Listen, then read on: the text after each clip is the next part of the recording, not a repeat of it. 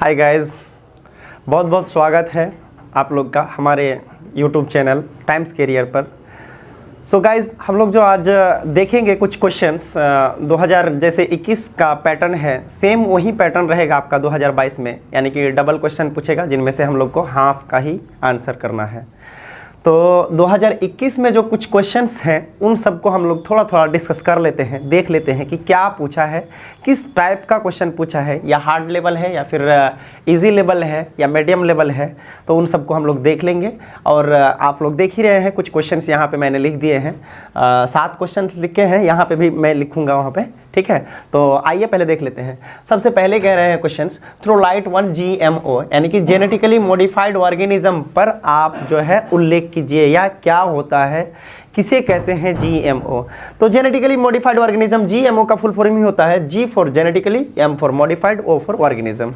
तो ये ऐसा ऑर्गेनिज्म जिसमें जेनेटिक इंजीनियरिंग टेक्निक का हेल्प लेकर के DNA को क्या किया जाता है, बदल दिया जाता है। तो वैसे ऑर्गेनिज्म को क्या कहेंगे, जेनेटिकली मॉडिफाइड ऑर्गेनिज्म कहेंगे, ठीक है। आप लोग लिख सकते हैं कि वह ऑर्गेनिज्म जिसमें जेनेटिक इंजीनियरिंग टेक्निक का सहायता लेकर किसी भी जीव के DNA को बदला जाने की प्रोसेस को ही, या म्यूटेशन की प्रक्रिया को ही क्या कहते हैं, जेनेटिकली मॉडिफाइड ऑर्गेनिज्म कहते हैं। ये हो गया आपका क्वेश्चंस का आंसर, ठीक। उसके बाद draw a clear figure of an ovary, अंडाशय का, हिंदी में अगर बोलेंगे तो इसको अंडाशय का एक क्या बनाएंगे, फिगर बनाने के लिए बोल रहा है। तो अंडाशय का एक फिगर बना देंगे आप लोग आराम से, NCERT में दिया हुआ इस तरह से। तो उसमें क्या क्या हम लोग को चिन्हित करना पड़ेगा। सबसे पहली बात प्राइमरी फॉलिकल्स, उसके बाद थोड़ा सा सेकेंडरी को बड़ा करेंगे, उसके बाद टर्शियरी को बड़ा करेंगे जिसमें एंट्रम हम लोग घुसा देंगे, उसके बाद जो है एक मैच्योर फॉलिकल्स बनाएंगे जो कि बड़ा होगा, और एक कॉर्पस लेटियम, ठीक है, एक कॉर्पस लेटियम। जिस कॉर्पस लेटियम किसको कह देते हैं, जिसमें से ओवरी निकल चुका, अंडा निकल चुका हुआ होता है, उसको हम लोग क्या कहेंगे, कॉर्पस लेटियम कहेंगे। तो इस तरह से एक तो बना देंगे और नामकरण कर लेंगे हम लोग। तो ये दूसरा नंबर क्वेश्चन भी खत्म। तीसरा नंबर पूछ रहा है, व्हाट इज एमीबियोसिस। देखिए बच्चा, आप लोग चैप्टर नंबर 8 में आप लोग पढ़ ही चुके हैं कि डिजीज़ क्या होता है। हेल्थ एंड डिजीज़ चैप्टर में हम लोग पढ़े थे, बहुत सारे बीमारी पढ़े थे, उनमें से एक बीमारी ऐसे पूछ दिया, एमीबियोसिस। क्या पता कि 2022 में इसके जगह आपसे कैंसर पूछ ले, एड्स पूछ ले, ठीक है। तो इस टाइप का क्वेश्चन दे सकता है। तो आप लोग जानते हैं एमीबियोसिस एक प्रोटोजोअल डिजीज है जो कि एंटामोएबा हिस्टोलिटिका नामक प्रोटोजोआ से होता है।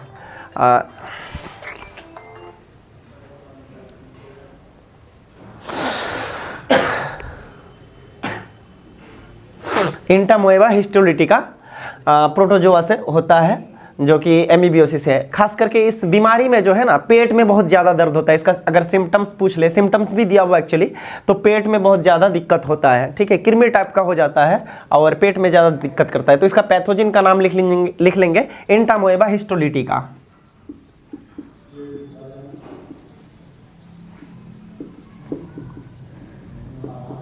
ये इसका पैथोजिन है, और ये एक क्या है, प्रोटोजोआ है। क्या है ये, एक प्रोटोजोआ है, ये एक प्रोटोजोअल डिजीज़ है, ठीक है। ये क्वेश्चंस भी हमारा क्लियर है। अब पूछ रहा है एलर्जी क्या होता है, एलर्जी किसे कहते हैं, व्हाट इज़ एलर्जी। तो आप लोग जानते ही हैं एलर्जी किसको कहते हैं। जब आप ऑकवर्ड फीलिंग करते हैं किसी भी पर्यावरण में, आप जैसे मतलब AC में रह रहे हैं, तो आप मतलब जैसे ही धूप में जा रहे हैं तो ऑकवर्ड फीलिंग करने लगते हैं, तो उसी ऑकवर्ड को ही क्या कहते हैं, एलर्जी कहते हैं, ठीक है। तो एलर्जी उसी को कहते हैं, ऑकवर्ड फीलिंग करना ही एलर्जी कहते हैं, एलर्जी कहलाता है। अब figure of N antibody, antibody का फिगर आप लोग को बनाना है। एंटीबॉडी जो आपको प्रोड्यूस करता है वो बी लिम्फोसाइट करता है। एंटीबॉडी का जो फिगर है वो वाई शेप्ड का होता है। 2 गो चेन होता है उसमें, एक हेवी चेन होता है, एक लाइट चेन होता है। अगर आप लोग देखेंगे तो इस तरह से कुछ होता है, ठीक, एक तो हेवी चेन और एक तो लाइट चेन। यहाँ पे एक लाइट चेन रहता है, और ये दोनों चेन जो है ना डाइसल्फाइड ब्रिज से जुड़ा हुआ रहता है। ये क्वेश्चन एक बार आ गया था कि एंटीबॉडी का मॉलिक्यूल जो होता है वो किस ब्रिज द्वारा जुड़ा हुआ रहता है या किस से अटैच्ड होता है। तो डाइसल्फाइड ब्रिज, याद रहे कि डाइसल्फाइड ब्रिज, एंटीबॉडी से रिलेटेड डाइसल्फाइड।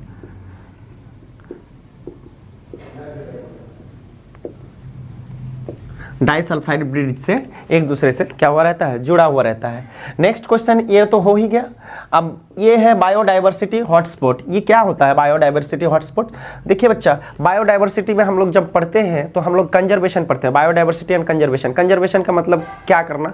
सुरक्षा प्रदान करना। तो सुरक्षा दो तरह से हम लोग प्रदान करते हैं, एक होता है इन सीटू और एक होता है ex situ. In situ conservation क्या होता है और एक्स सीटू कंजर्वेशन क्या होता है? तो इन सीटू में जो है ना, अपने ही स्थान पर उसको सुरक्षा प्रदान करना इन सीटू कहलाता है। अब जैसे कोई जंगल है, अब उस जंगल से टाइगर को हम लोग ना उठा करके उसी जंगल में ही उसको प्रोटेक्शन देना या फिर सुरक्षा प्रदान करना, उसको इन सीटू कहते हैं। तो इन सीटू कंजर्वेशन का ही एक एग्जांपल ये है हॉटस्पॉट। तो आप लोग इस तरह से लिख सकते हैं कि बायोडाइवर्सिटी हॉटस्पॉट एक इन सीटू कंजर्वेशन का उदाहरण है, जिसमें अपने ही स्थान पर उसको प्रोटेक्शन दिया जाता है। इसकी संख्या ऑब्जेक्टिव में पूछता है, हॉटस्पॉट्स की संख्या 34 है। ठीक है, 34 ये ऑब्जेक्टिव में आ सकता है। फंक्शंस ऑफ ब्लड, ये एक तो क्लास 11th का क्वेश्चन है।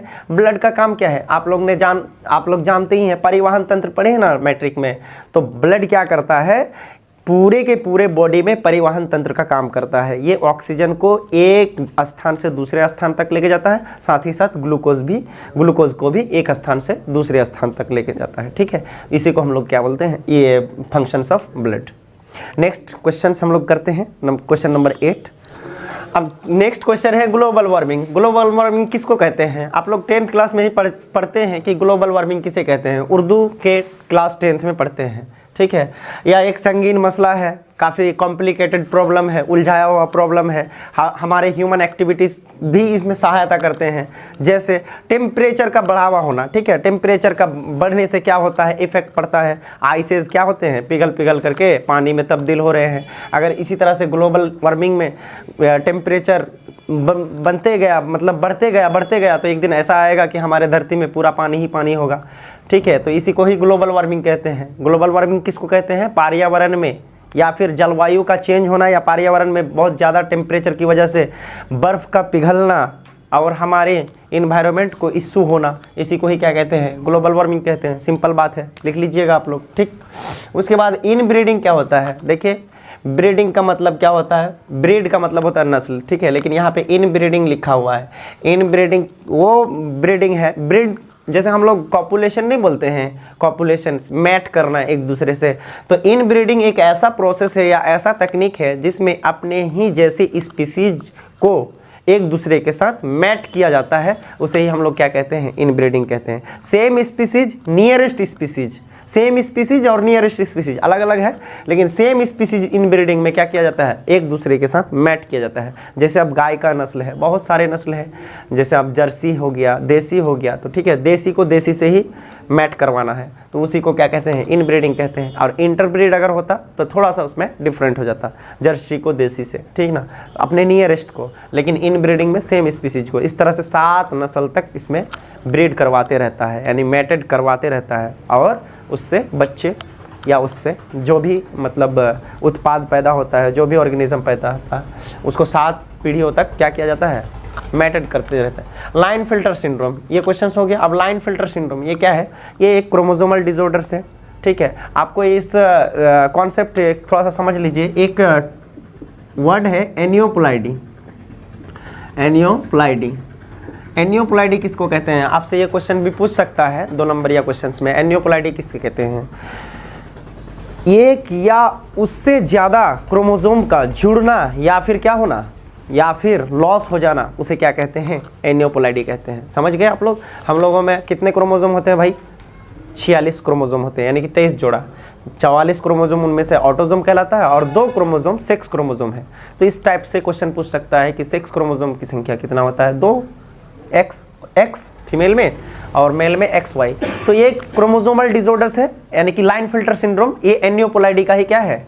एनियोप्लाइडी का ही एक उदाहरण है, एग्जाम्पल्स है, जिसमें कितने होते हैं? जिसमें टोटल क्रोमोसोम की संख्या 47 हो जाता है। कितने हो जाते हैं? 47 होता है, जिस स्थिति को हम लोग ट्राइसोमी कहते हैं। देखिए कॉन्सेप्ट है आप लोग का, 2n, हम लोगों में 2n होता है, जहाँ पे n क्या है? n बराबर 23 होता है, n बराबर 23 होता है। तो 2 गुना अगर 23 कीजिएगा तो आराम से 46 हो जाता है ना।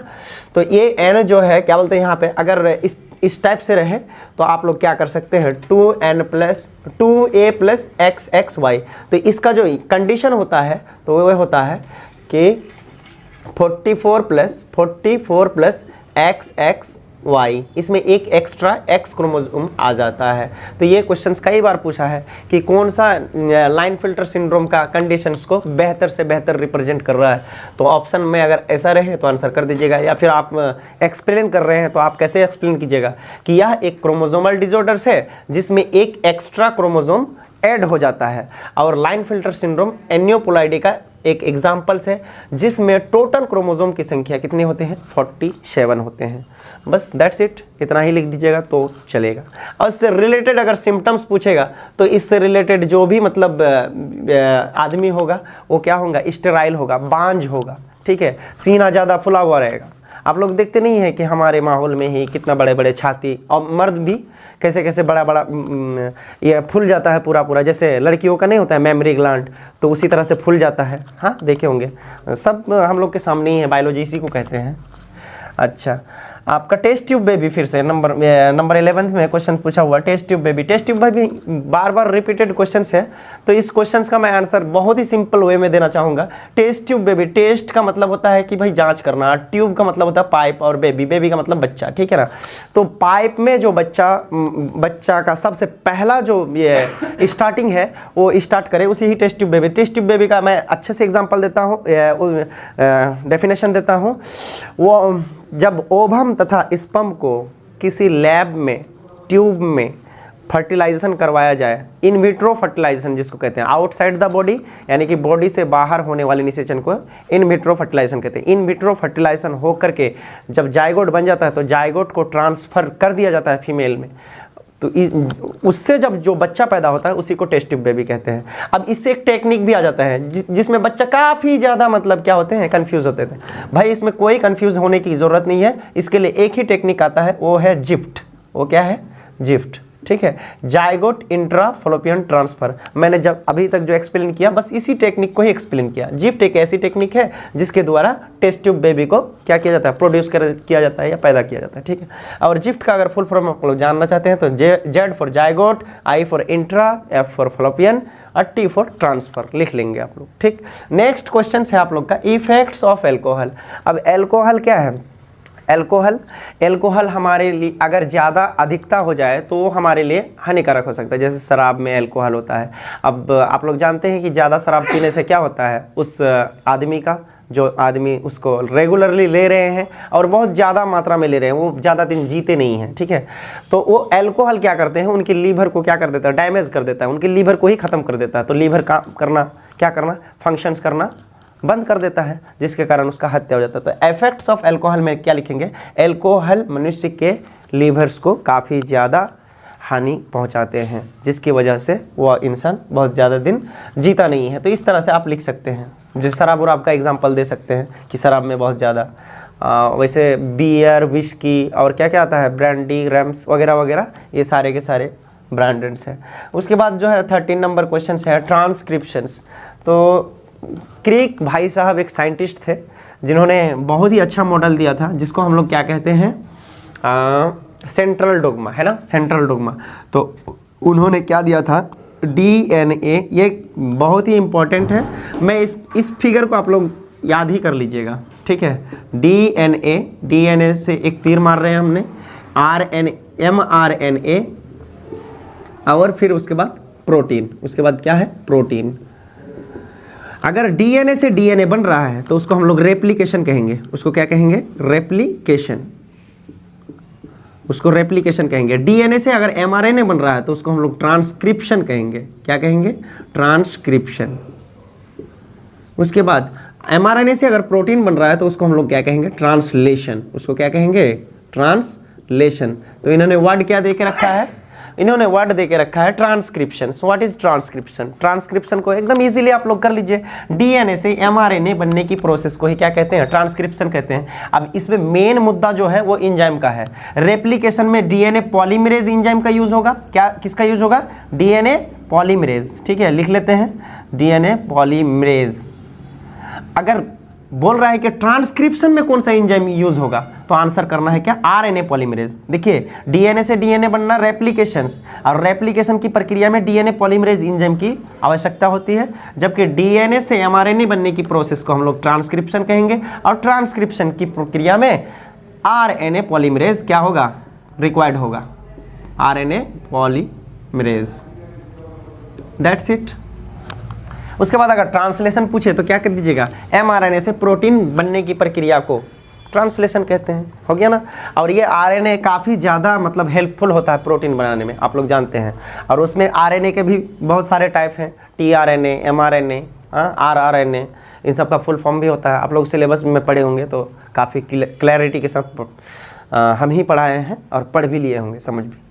ठीक है, तो ये हमारा जो है ट्रांसक्रिप्शन भी यहाँ से क्लियर होता है। देखते हैं और